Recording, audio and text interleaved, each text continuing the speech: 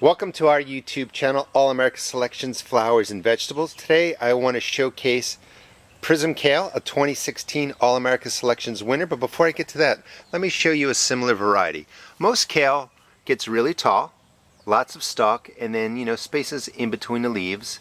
And it's delicious. It does well, except it gets tall. It can fall over. So you need more space. The Prizm Kale only gets about 15 inches tall.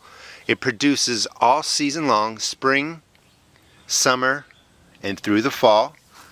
The leaves are close together. You don't get a lot of stalk, so they stay nice and compact. Perfect for containers. You can grow 2 in a 5-gallon container.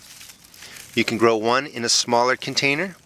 You can see that I put them really closely together here. So I have 1, 2, 3, 4, 5, 6. This one broke. One tip is if your kale breaks off, just cut it back and it will start to grow new leaves out the side. So just cut it back and it will take care of itself.